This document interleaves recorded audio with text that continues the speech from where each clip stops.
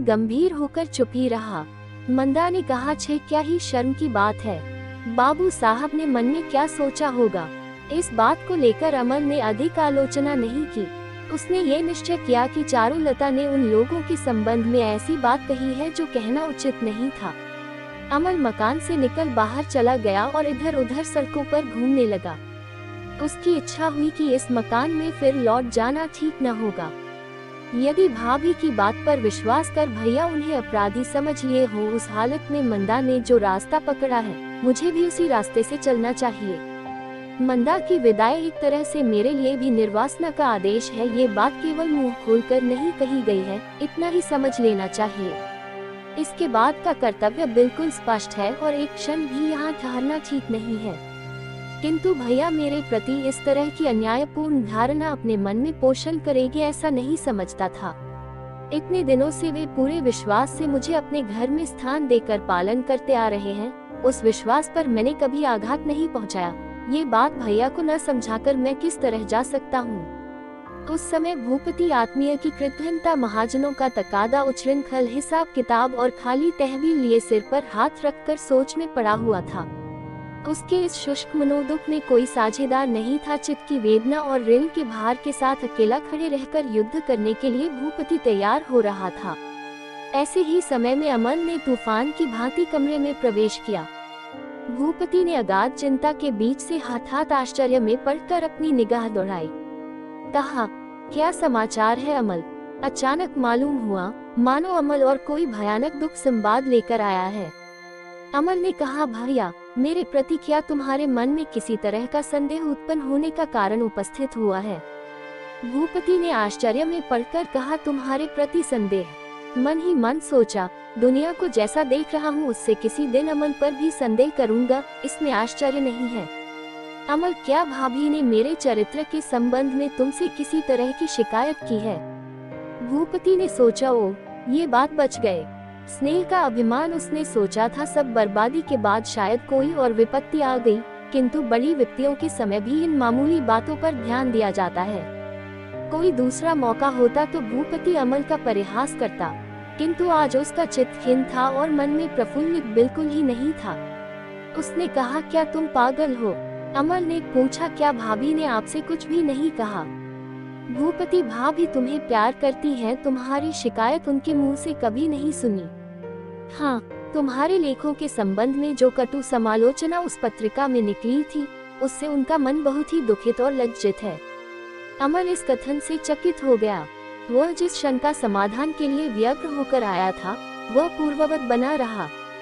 भूपति विपत्ति के दिनों में भी बहुत ही शांत भाव से अपना काम संभालने लगा, परंतु हृदय के अंदर उमापति की विश्वासघातकता से जो ज्वाला धधक रही थी, उसका वेग ज्यों का त्यों बना रहा।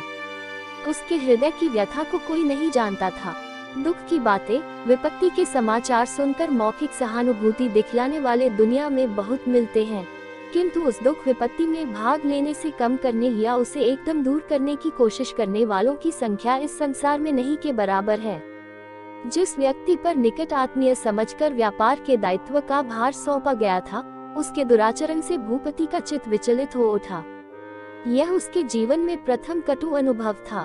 तरह तरह की भावनाओं से आक्रांत अमल की खिन्नता भी उसके हृदय में कष्ट देने लगी।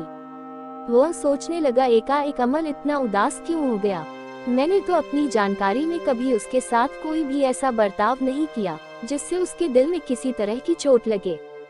अंत में उसने चारुलता से इस संबंध में पूछकर अमल की घबराहट का समाधान करने का निश्चय किया।